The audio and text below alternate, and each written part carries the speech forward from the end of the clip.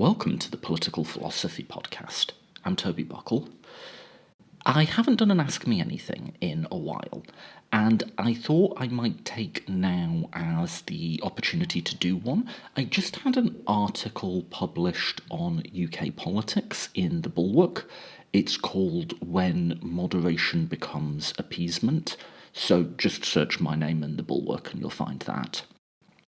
And that generated a lot of discussion and shares and comments online, particularly on Blue Sky, most of which were really positive. It was really great to get that sort of reaction to your work, so thank you everyone for that. And I thought it'd be good to just, might be a good opportunity to do an Ask Me Anything, particularly on British politics. I have touched on Britain a bit more on the show, given I've been on the US side of things for a while, maybe switch over and do one just taking questions on this side of the Atlantic. I have a list of questions, comments from that people put on the article itself, as well as I did a request for comments on just UK politics. So I have a list of questions from the audience. I'm just going to go through and see how many I can get through in an hour. This isn't like a scripted one or anything. I'm just going to give you my off-the-cuff take to all of them. So yeah, let's jump straight in. This is UK AMA with just me this time.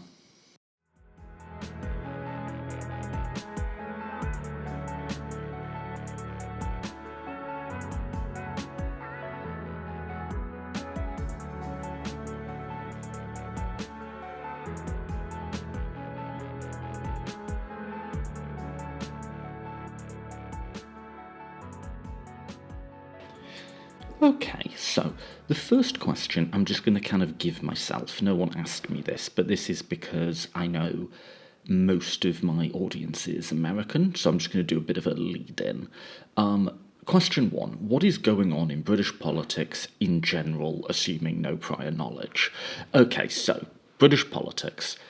Basically, we had an election a year ago, almost exactly a year ago, in fact.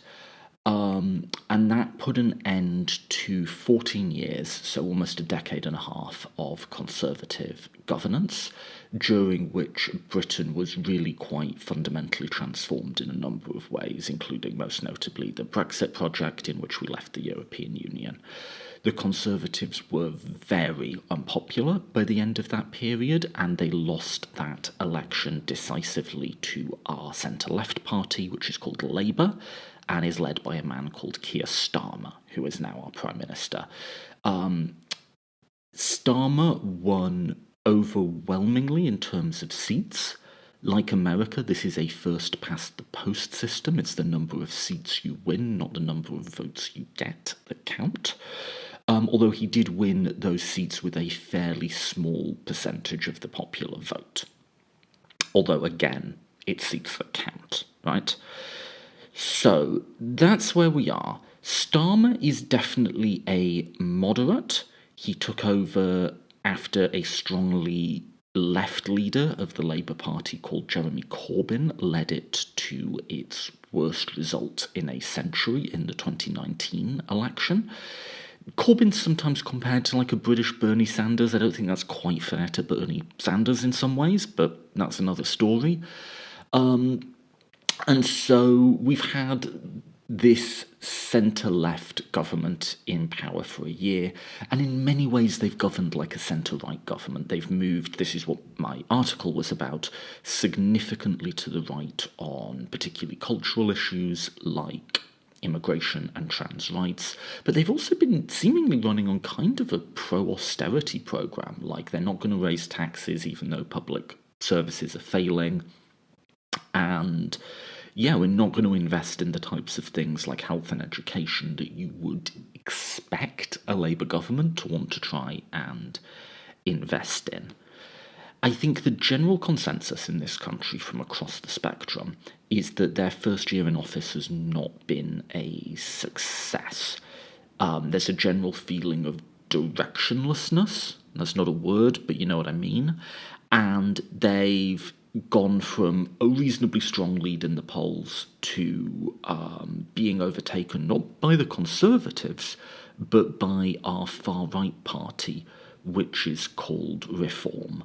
Slightly confusingly, the far-right element in British politics changes its name every few years. It used to be called UKIP. Now, this is a big difference between UK and US politics. In US politics, there are two teams. Everyone sort of knows whose team they're on, and votes are pretty locked in. You know, it takes a lot to get a hardcore Republican off that or a hardcore Democrat to switch their votes. So in the US, even like a 5% swing is a massive deal, and it takes something big for that to happen. Whereas in the UK, you know, we can have, it is a much more elastic electorate. Like, we can have 20% swings for, like, seemingly no reason. So there was a big swing to Labour, probably about halfway through the last Tory term. They carried that until the election. Keir Starmer, as I've said, won it decisively. And since then, the support has really cratered. So the polling average as of July 11th is Reform, the far-right party, at 29%, Labour, the governing centre-left party, at 23%, Conservatives, the nominal opposition, at 18%, Liberal Democrats at 14%, Greens at 9%, Scottish Nationals at 2%, and then Plaid Cymru at 1%. And then a few other parties all at 1%. So that's the overall state of play that we're in now. It does seem like Labour is structurally in a very strong position. They have a large majority. They can sort of do what they want governance-wise. But in terms of popularity, it's in a very weak position. And again, that's what I was writing about. I won't surmise my article, but it's about why Labour's crashed so badly over the first term. Just while I'm doing like general introduction to British politics, one thing to note there is I think it's often that polling picture I've just read you summarised as Labour loses ground to Reform, and that's a little bit misleading. Yet some Labour votes have gone to Reform, but that's not really what's happening here. Instead, think about contemporary British politics this way. This might have been different 20 years ago, but in terms of how it is now, there's kind of two blocks, right? If you take your right-wing anti-immigrant parties, Conservative and Reform, and add them up, and take your centre-left Liberal parties and add them up, there's kind of a left bloc and a right bloc that are both on 47, 48% each, and even though there's quite big swings, they actually tend to be swings within the blocks, not between them. We've been reasonably closely divided for actually a while now, but our politics has been very volatile because there's been swings within those blocks. So what's really happened since the last election is not that Conservatives that Reform have gained a load of ground from Labour. What's happened is that our Conservative Party has really collapsed in the polls. It's shed something like 10% since the last election, and that's mostly gone to Reform. At the same time, within the left bloc, Labour has slowly drained out on votes to the Lib Dems, Greens, SNPs, and just sort of don't knows. So there's been a realignment within both blocs, right? Now, if we were in a proportional representation system, that might not matter that much. It might be like, okay, well, it's still the same two blocks, and what'll happen is, you know, maybe it'll be a Reform leader leading the right-wing one next time and a Lib Dem one leading the left-wing one next time, but we're not in a proportional representation, we're in a first-past-the-post system.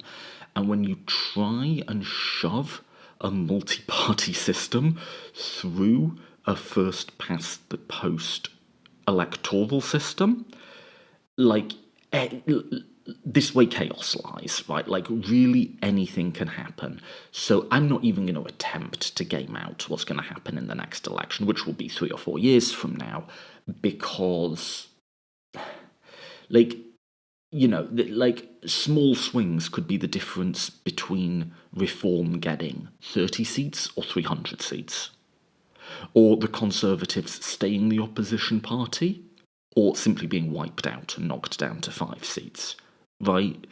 Like, a 10% swing in the polls, which again, volatile electorate, can absolutely happen, makes any of those outcomes on the table. There is a sort of, I think, complacency, a feeling that, incumbent governments always are a bit unpopular in the middle of their term and they always bounce back. I think if that's what Labour's thinking, that's kind of false hope. Like, yeah, they sometimes bounce back, but they sometimes don't. Like, the Tories became unpopular in the middle of their last term, and it kind of coalesced a little when it came to the election, but not by anywhere near enough to save them. And so I think if Labour are assuming that's what's going to happen, that, hope is not a strategy, right? I think also, maybe to be fair to Labour, clearly electorates the world over post-COVID have just been in a really funky anti-incumbent mood. And, this isn't like when Tony Blair came to power in 97, right? Like, it was obvious from the get-go they were going to have a much rougher time governing. But I don't think they've helped themselves. And as you can tell from what I've said and what I wrote in my piece, I'm not a fan of the Labour strategy. Like, I'm not a fan of it, like, on sort of moral grounds. I don't agree with the direction they've taken. I also just don't think it makes sense. I don't see what they're driving at here. To just take what I've just said, I think it's a misunderstanding of the data to say that Labour has lost ground to reform. Rather, what you've seen is swings within both of the blocs. But Labour itself is acting as if its main problem is losing votes to reform, and that's where its policy has come from, essentially trying to win back those voters. Whereas what it actually needs to do is win back the much larger group of voters, like 4 or 5 times as large, that they've lost on their left flank. So, I hope that made sense as an overview. Basically, long period of Conservative rule. We had an election where the centre-left party won, and they've tried to govern at the centre, if not the centre-right, and it's not going well for them. It's the sort of long and short of it. Okay, so next question. This is an actual question. I just wanted to give a warm-up for people who might be coming into this one cold. Can the government undo Brexit? Is that possible? Brett, enter. I appreciate the attempt to find a name for it. Yes, they can. I think that's pretty unlikely right now. So here's what would happen for a full rejoining of the EU. You'd firstly obviously have to have the political will for it on the UK side. You'd also have to have the EU accept us, and I believe that wouldn't be just like the governing bodies of the EU. All of the member states, of which there's 27, I want to say. I could be corrected on that, but all of the individual member states would all have to give their assent, and any single one could veto it. So that would be a bit of a palaver, and there just isn't appetite for that on either side right now. And if we did rejoin, it would be it would probably be quite punitive. They'd probably put worse conditions on us. What might be on the table, or I think what realistically it might, I don't think it will, but like what I think should be on the table is renegotiating our relationship with the EU, because just because you're not in it, that leaves open a range of possibilities as to what your trade and market access and immigration relationships are. So you can have quite a distant relationship where you're not really aligned with them at all. And then you can really go up to having a relationship where you're in the customs union, you have freedom of movement, and you basically are in the EU in all but name. Somewhere like Norway kind of has this set of relationships. So, like, what is the advantage of being in the EU? The advantage is, first of all, market access. Goods do not pay tariffs, they do not pay a tax when they cross a border, so it's much easier to trade with the neighbouring countries. You also have regulatory alignment. So, like, the example would be like if in Germany they have different regulations on the type of engine or noise that a lawnmower can produce, but in France they have a different set of regulations. That makes it harder for them to trade with each other, so they just harmonise regulations, and that enables trade. And then the final one is freedom of movement, so people in France can go and live and work in Germany without needing a visa, and vice versa, right? And all of that's sort of what makes Europe strong and prosperous, essentially.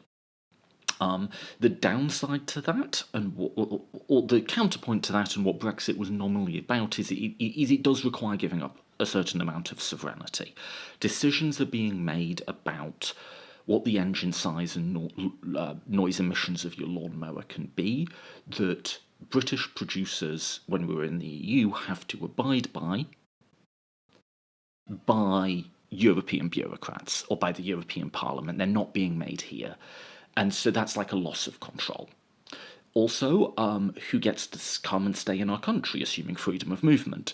That decision is now no longer being made in the Westminster government. It's being made, but it's being deferred to the European Union. And likewise, all sorts of trade arrangements and so on. Now, the pro-EU argument has always been that ultimately, the benefits outweigh the costs, and it's not as if we're giving up sovereignty completely. We still elect people to the European Parliament and so on, but all of those things are good things. Now, you could have all of those things without rejoining the EU. We could rejoin the customs union. Now, what the Europeans would want from that is for us to rejoin freedom of movement, and that will be a red line for, I think, any British government, which is why we're not pursuing it. But we could do that, and I think that would make total sense and is a thing we should start moving, or even somewhere down the road to there. And the government has sort of flirted with not going anywhere near as far as I've talked about, but maybe 20% there, and even that they get cold feet about. Despite it being what the overwhelming majority of people in their coalition want, there just isn't appetite to reopen the Brexit can of worms. That was just such a contentious and divisive debate, and I think the Labour Party, the Tory party, is ideologically committed to always having a hard Brexit. The Labour Party, I think, just wants to move on. The problem is we've put ourselves in a position where, because our trade is down, our economic growth is down, and our wages are down because of that. And so, if they want to turn the country around, they're going to have to start revisiting some of these things. And there just doesn't seem to, there really just isn't the appetite to do it. But, I mean, I feel for them in the sense they're between a rock and a hard place, but I think they just have to go through the least bad option, which is attempting to forge a closer trade and movement relationship with the EU while probably realistically nominally remaining on the outside. Now, the problem with that sort of arrangement is you have to take rules from the EU, like I say, regulatory rules, without having any input in how those rules are made. When we were in the EU, we obviously were electing people to the European Parliament and so on, and the European Commission, stuff like that. We had a say in its governance. If we were to have what I'm advocating, which is to kind of be in the EU, but not really, not officially, we would be taking all of their rules, but not having a say in how they're made.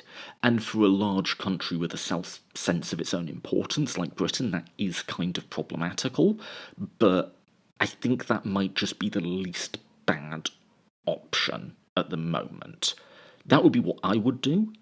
It doesn't seem like the government, even the Labour government, has any intention whatsoever of setting down that path. They might go like 10% of the way down it. They're not going 80%, unless there were a change in Labour leadership or something.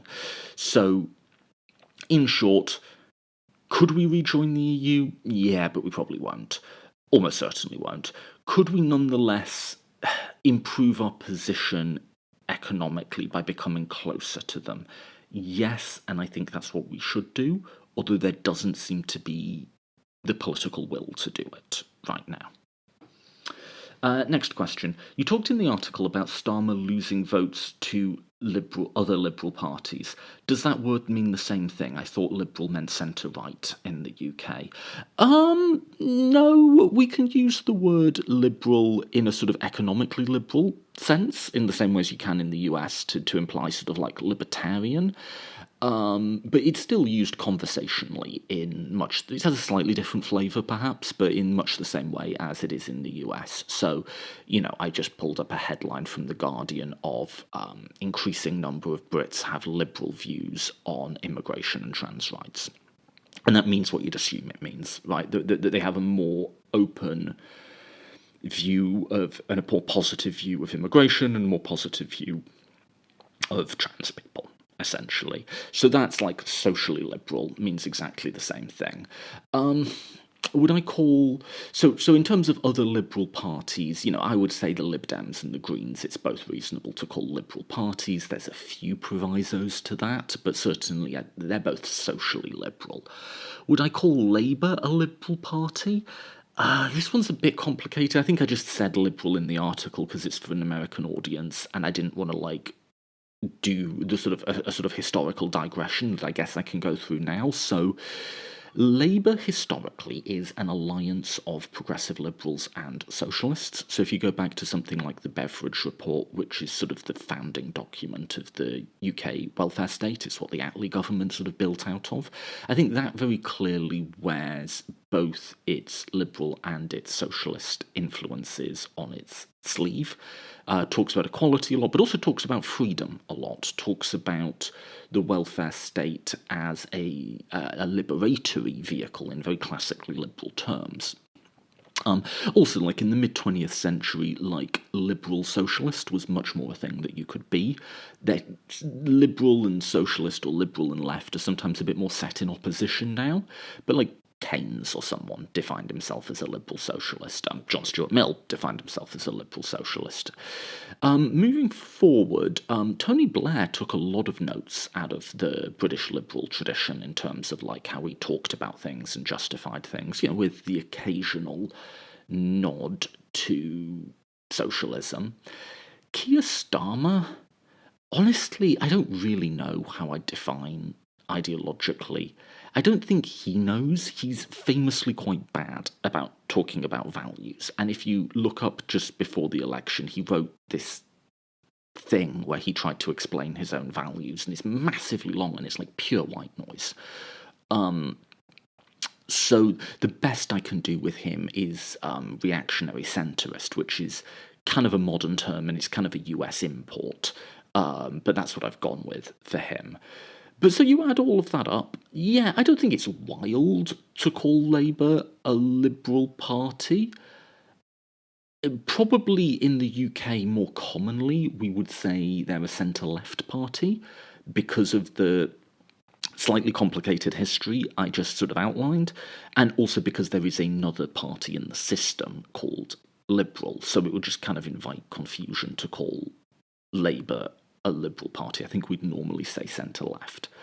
But it wouldn't be wild to say that they are. People would know what you meant. Now, historically, it used to be more like Labour were the sort of left party, the Liberal Democrats were kind of like the centrist party, and then the Tories were the Conservative party, if you go way back when. But that's not as obviously true anymore. Certainly on a lot of social issues, the Lib Dems are to the left of Labour now, so it's a much more muddled picture. Anyway, there's a little bit of British ideological history. Next question. This one I kind of just gave to myself, but I can imagine someone sort of challenging me in this way. I've often defended Democrats against attacks from the left, but I'm now attacking the UK Labour Party from the left. What's up with that? So I don't reflexively defend Democrats. There's a lot of areas I'm critical of the US Democratic Party on. I think overall my impression of Biden was he actually passed a lot of quite good progressive legislation and certainly fought to pass even more. I think where he was a failure was on sort of fascist proofing the state, and like why it took them 2 years to prosecute Trump is beyond me. So I have nuanced views of the Democratic Party, but by and large, I do think we should vote for them and support them over Republicans. I'm not saying don't vote Labour, but I definitely am more critical of Labour. Why? Well, the short answer is because they're different.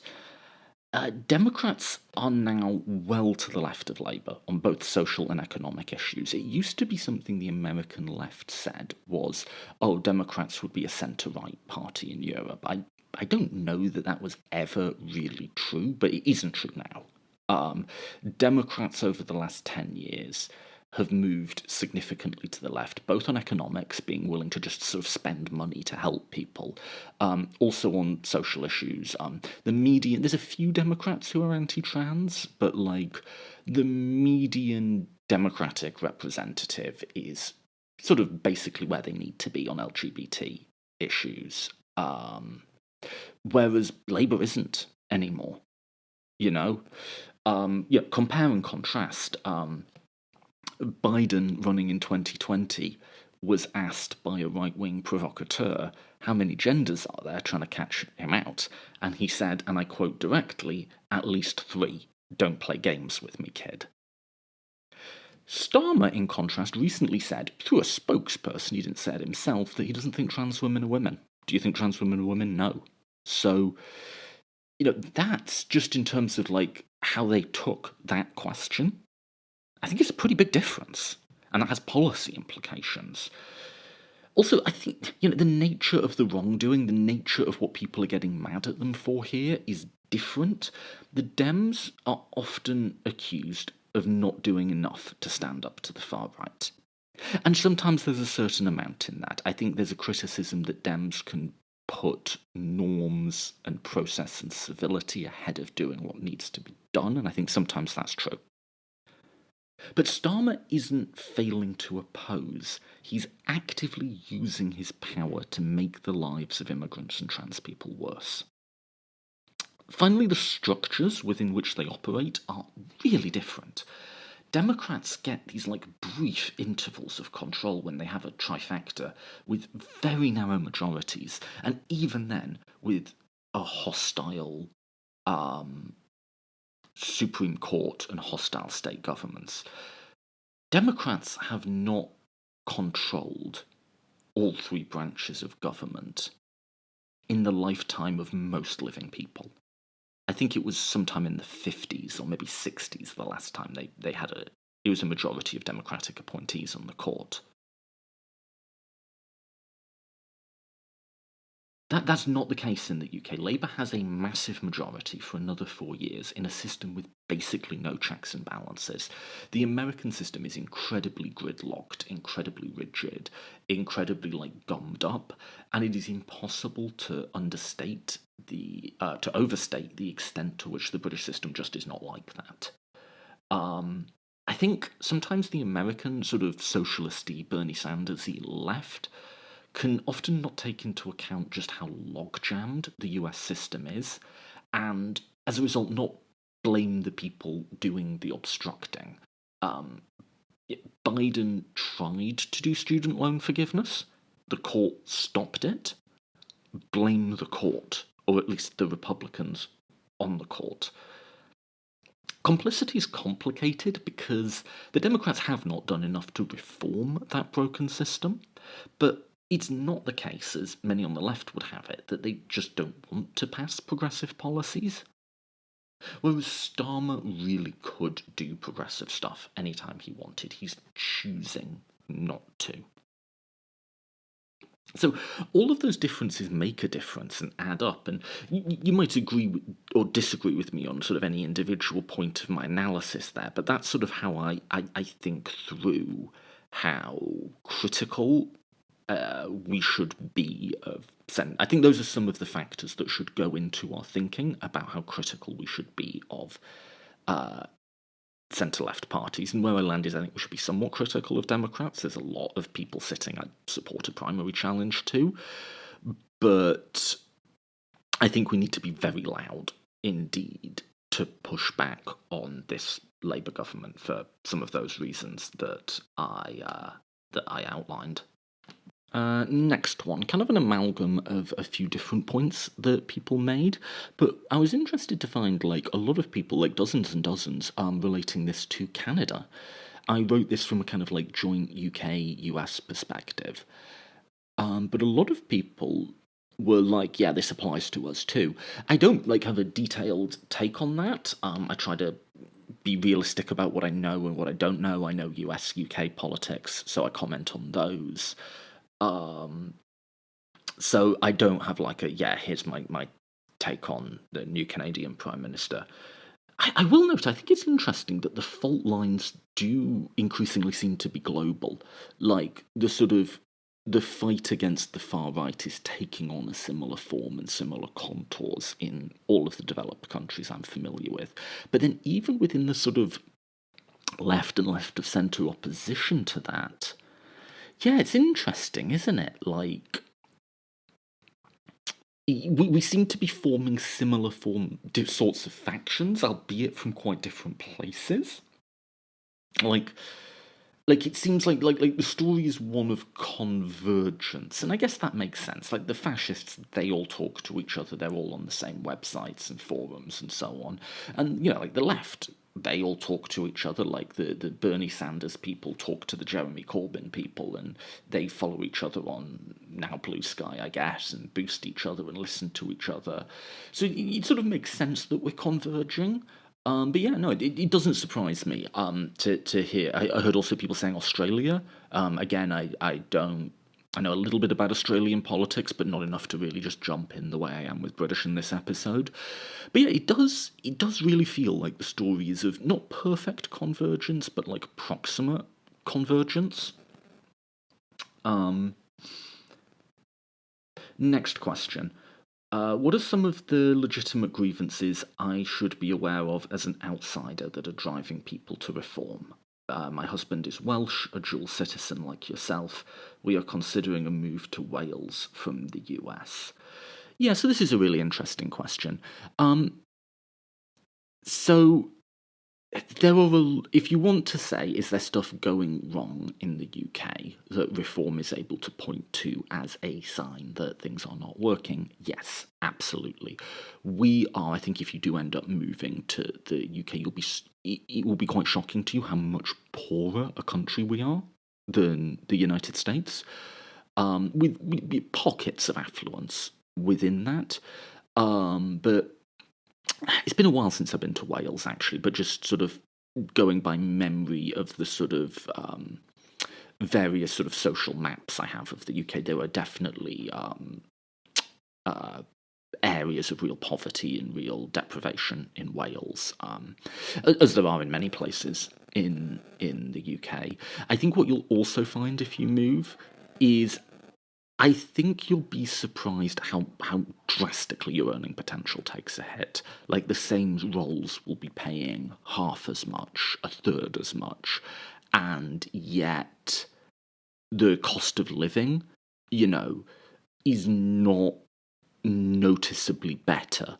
Like another dual national I know described the UK as being New York prices on Alabama salaries, and that's true. That is like what it is. So, and this has been compounded by the Brexit thing. Like our economy has just not been growing. Like wages have just not been going up.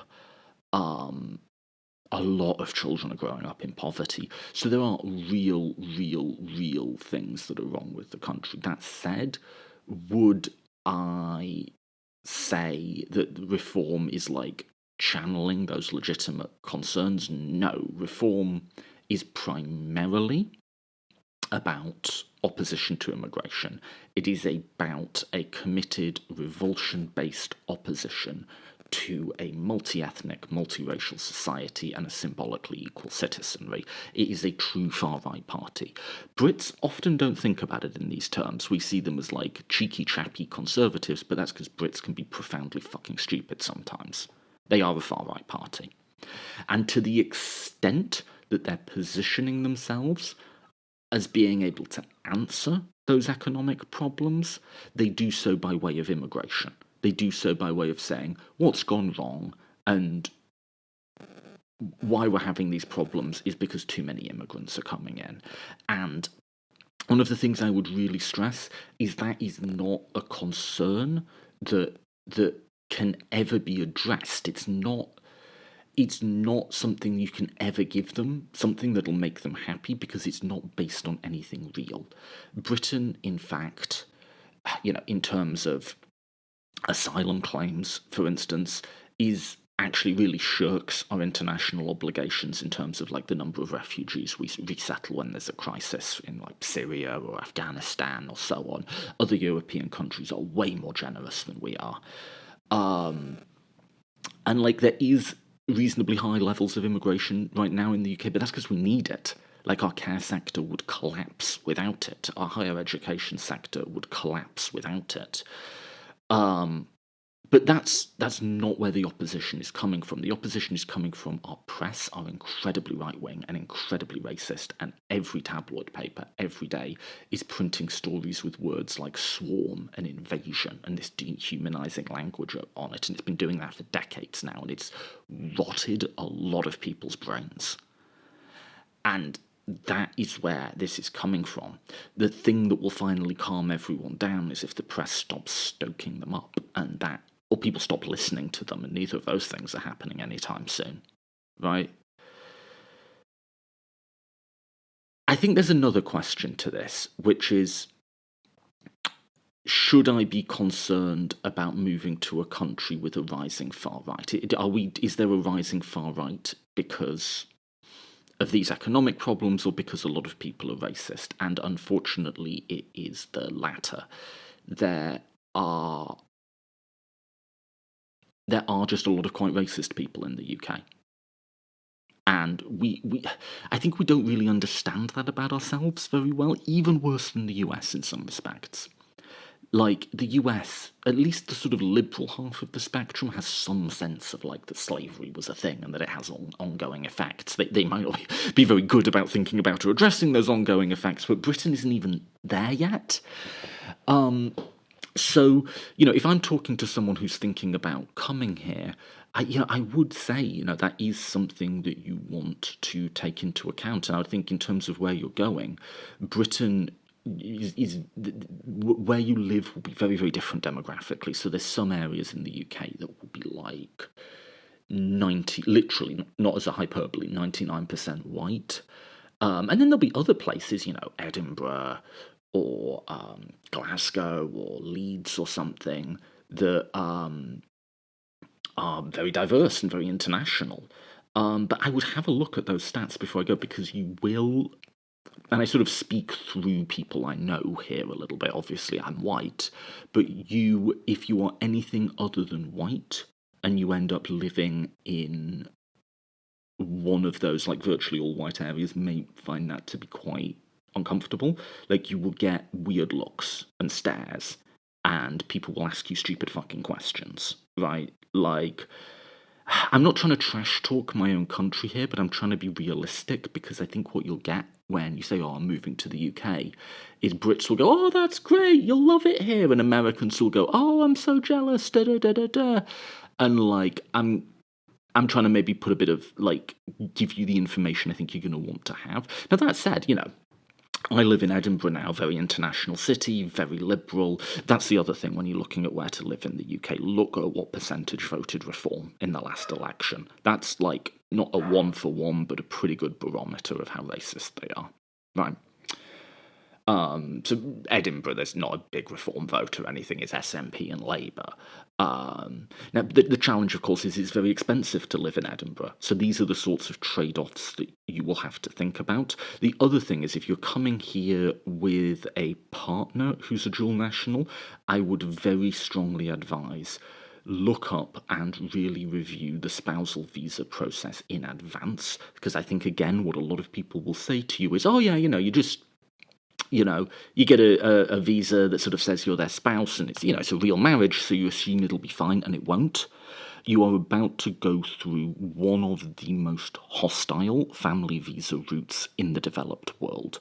So if you're coming here with your partner who's a British citizen, you will be dependent on them. They will have to be employed in the UK for 6 months, earning more than, I believe the figure now is £31,000 a year, so about $40,000, before you can even start your visa process. And when you start it, you will have to start it from outside the UK, so you will likely be forcibly separated. It will be expensive. I would put aside at least 10 grand for visa fees alone, right? And then that process will have to renew twice over the course of about 5 years, although that may now be increased to 10. And the rules change all the time. So you can think you're fine for a visa renewal and meeting all the requirements. And then they'll change the income threshold you have to. And yes, there's an income threshold. You'll have to earn a certain amount. And this is all downstream of British xenophobia and racism. So I would, don't take my word for it. Review really carefully what the visa path you're looking to. It sounds like from the question you're either going to be spousal visa or skills visa. You'll probably be on a spousal visa. Just get really clear on what the requirements for that are. And honestly, people always say, oh, hire a lawyer. I found immigration lawyers are actually a really mixed bag, and they often don't know what's going on either. And a lot of times they'll just kind of have like a load of complicated meetings with you and bilk money out of you. Honestly, just call the Home Office and ask them. All of the guidance is on the Home Office website. There is a number you can call. You'll be put on hold for an hour, but you'll get through in the end. And read the information carefully multiple times and then call them whenever you have questions, right? That has honestly been the best source of advice, is just call the people who apply the rules. And sometimes they'll say we don't know because they keep changing. But then that's stuff that you need to know. There's no lawyer who can get around that for you. It's that the rules continually change and that they're in the air. Finally, and I'm not really talking directly to the person who asked this question, I don't know your circumstance. But if you're coming the spousal visa route, you want to ask yourself, really, am I absolutely sure of the person I'm doing this with? Because your life for 5 and now maybe 10 years will be tied to that person. Your ability to stay in the country will be tied to that person, right? You will be completely dependent on them. This is a much bigger commitment than walking down the aisle with someone, right? Like your life is in their hands. Do you have that sort of trust in them? So, with all that said, that's me giving you the salt, because I think when people talk about doing an international move, everyone just gives them the sugar. But those are the things I think you need to know. Now, does that mean you shouldn't try and do this? Absolutely not. People move all the time, and you may well love it here and have a wonderful life here, and there are loads of great things about this country. But if even one person is saved a bit of pain by what I've just said, I think it will be worth it. And look, if we're talking in the US-UK context, America may well fall to true fascism. They are literally building concentration camps. So, the choice isn't between a perfect system and a flawed one. It's between two very flawed ones, right? So that's what I have to say about that. I know that's a bit negative, but I'm just trying to be useful there. Okay, next. Why did I say it like that? Next question. Not quite. This sort of aggregation of comments. A bunch of people responding positively to the article, but saying something to the effect of, "Well, of course, Starmer's being a useless dithery prat. He's the controlled opposition.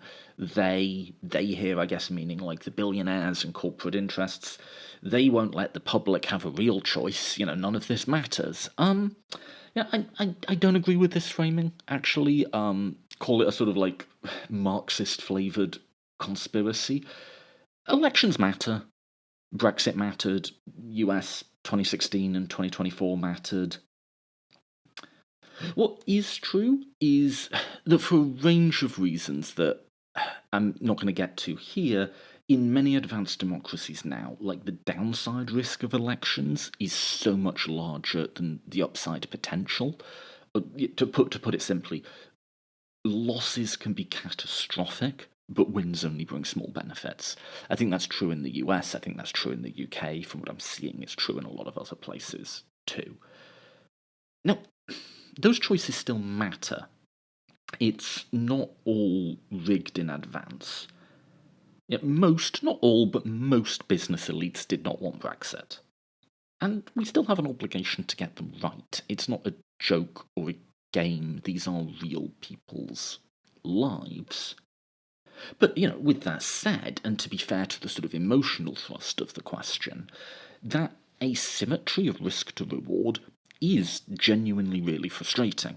And I do think that frustration probably does feed back into the lack of trust in institutions and in politics in general. It was just one more reason why politicians like Starmer need to offer us a genuine positive alternative, something to be excited by, not just a danger to avoid. Next question. What makes reactionary centrists so smitten with the right and allergic to the left? How does corporate loyalty and donor class play into things? Where does religion play in? Seems like the right has religious authority. What drives the reactionaries, if not values? Just love of power? Fantastic work. Okay, love this question. I will say, of the different sort of quadrants I mapped out in my sort of theoretical framework for the anti-Trump coalition, which is where I get the term reactionary centrist from. I didn't coin it, but that's sort of how I'm understanding it. Honestly, I probably understand reactionary centrists the least. Like the anti-establishment left, I don't always agree with, but I can see and feel where they're coming from. I sort of get that perspective. I could tell you what makes them tick. Reactionary centrists are such a strange bunch of people. But let me maybe sketch out a few things. Why are they, they're always about finding the middle point. Why does that always look like scolding the left to accommodate the right, but never scolding the right to accommodate the left? So there's a few things going on here. The first is gender. I've discussed this a lot in my liberal currents articles, see particularly Swiping Left on MAGA, or just my Disease of Affluence one. But we tend to understand conservatism and the political right as male coded, and we tend to understand liberalism and the political left as female coded. This is especially true in the case of America, but it's something of a cultural export, and I think it's true more largely. Now, one of the things we do when men behave badly is we disassociate agency and hence responsibility onto women, and we make them responsible. What did you say to make him hit you? Right? Maybe you shouldn't nag so much. Maybe you wouldn't set him off, Now, we weirdly carry through that into abstract entities, male and female coded entities. So when the political right behaves badly, we often say, what did the left do to provoke them? Right? If only the left hadn't been so annoying, if they hadn't had so many social justice protests that used obscure language or had supposed silencing effects, or maybe if trans people hadn't been so weird and insisting on doing things that I don't understand, and you know that sort of argument, right? So there's a very strongly gendered aspect to that, sort of implicitly and I think often subconsciously gendered, but that's a lot of what's going on. And when you have that gendered framework, it's very easy to sort of just any criticism is always going to be directed left. Um, you mentioned corporate loyalty, donor class. I think probably part of it, you know, a lot of the journalists were talking about probably move in fairly affluent circles. Um, I'll be controversial here, and I think I'll say this. In the American case, the left can sometimes overstate how much of this is caused by money in politics.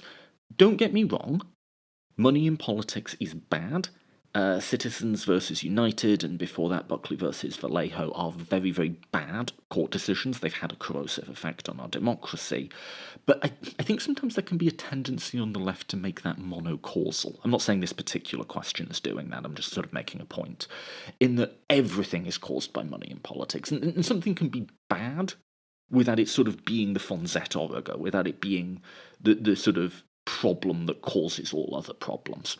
And in some cases, a lot small donor fundraising pulls the Democrats to the left.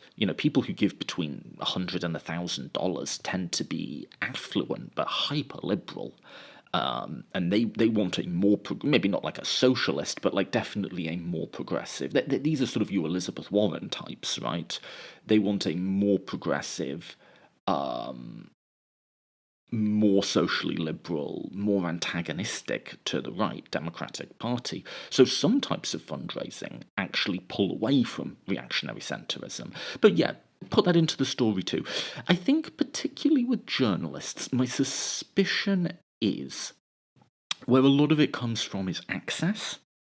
Like a lot of what journalism today is just getting WhatsApped gossip by powerful people and writing it up. And so you want to maintain those relationships, which means you're going to be very deferential to power. I think, reactionary centrists have never been great, but to take the US case, they've gotten demonstrably worse from 2020 through to 2024. In 2020, they were at least saying things like, Trump is lying about the election loss, right? Now it's just all false equivalences and left blaming all the time. And what's the difference? Is in 2020, Trump was on his way out, seemingly, right?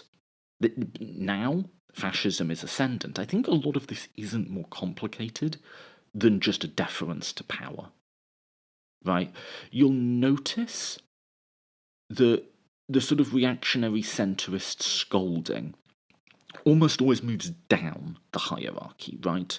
Something like civility, which, civility seems like a good thing that everyone can agree on, and kind of like an impartial thing.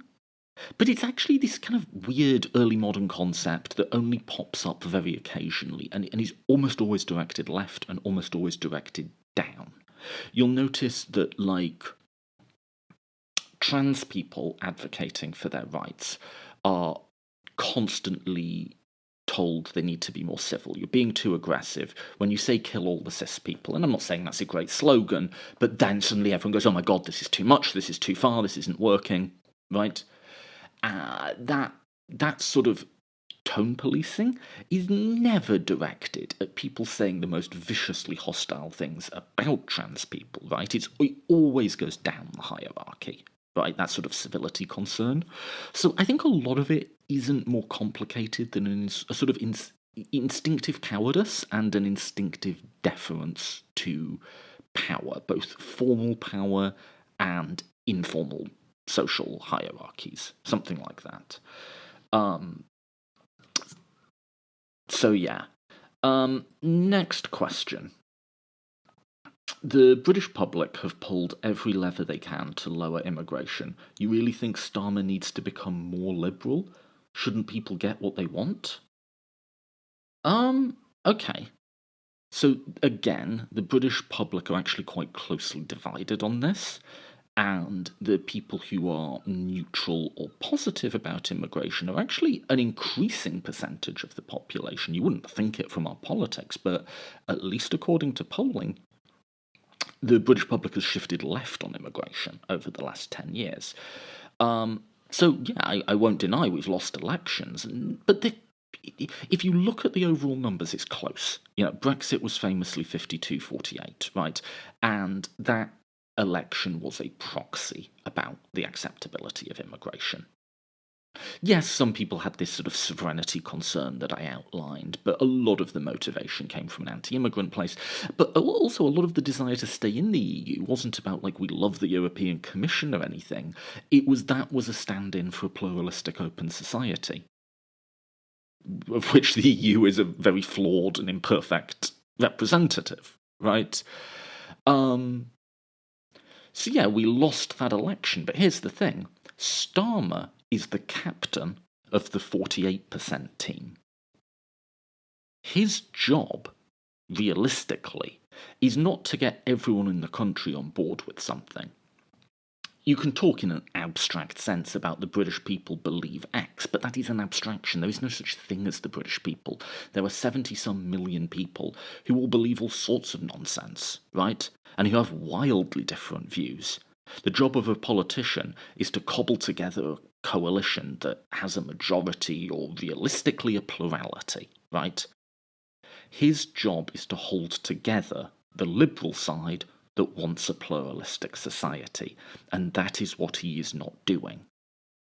And the reason he is failing is because he's taken that coalition past a point where not just the hardcore left, we blew them out long ago, but like mainline liberals, normie centre of the left types are now no longer comfortable with where this government is at, right?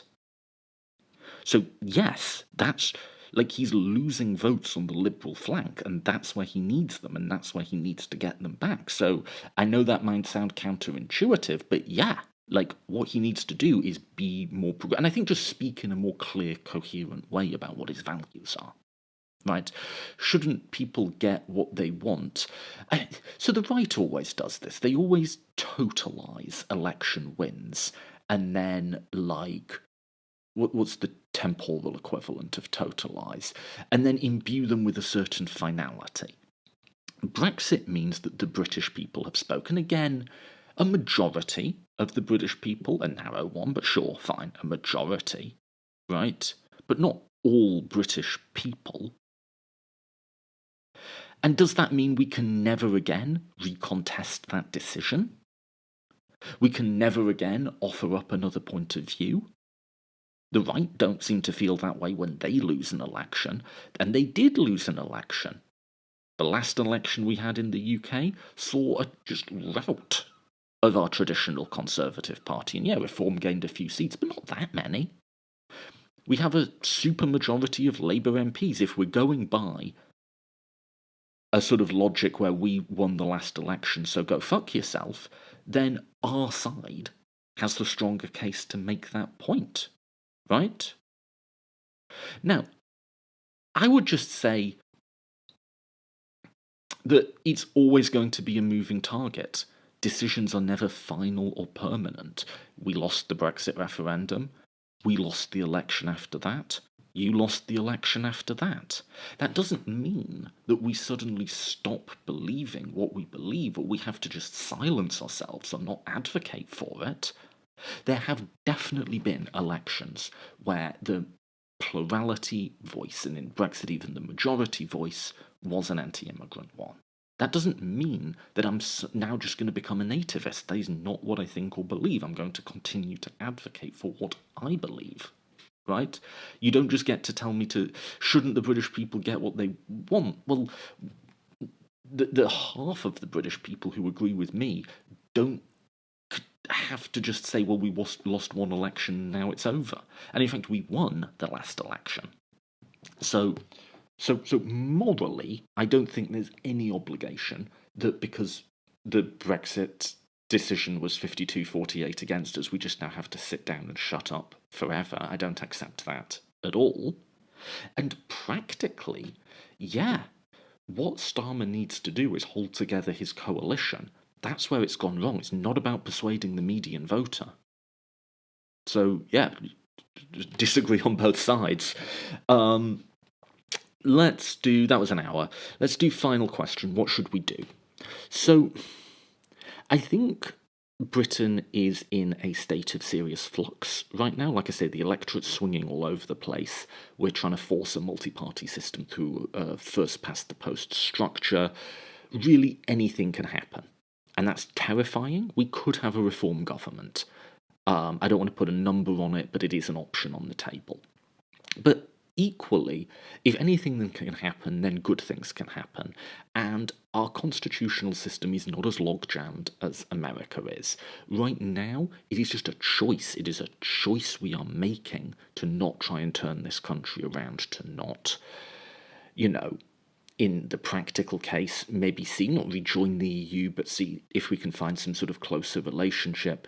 And in the sort of ideological case, to not firmly make a case for liberal values, to not plant a flag in a world of the rising far right and say these people are evil and they will destroy all of this if we let them. And that what we have, the freedoms that we have, and living in a diverse society and living in a society where people are free to date people who they want, to present how they want, to live their lives how they want. That is a thing that is worth defending. It is a thing that we can lose. Right? It is a choice we are making. Now, I certainly do hold the Starmer government accountable and blameworthy for continuing to make that choice, but I think for those of us on the left of centre generally in the UK, we have some blame too. We have not been loud. Those people who do not want an open society, who do not want immigration, who want let us be real, an all-white state, I think, they have been very loud. They have made themselves heard and they have forced themselves into politics. We need to be as loud. We need to push this government. And I've tried to do that through some activism of my own. I organised a letter which 225 politics academics in the UK signed. I organised that with Alasia Nuti, and it got some media attention. And that was one way we can make our voices heard, but they are a million. So I would urge you, if you are in the UK, think about what you can do to raise your voice for resisting fascism and living in a truly free and open society. I'll end it there. Thanks so much for listening. Until next time.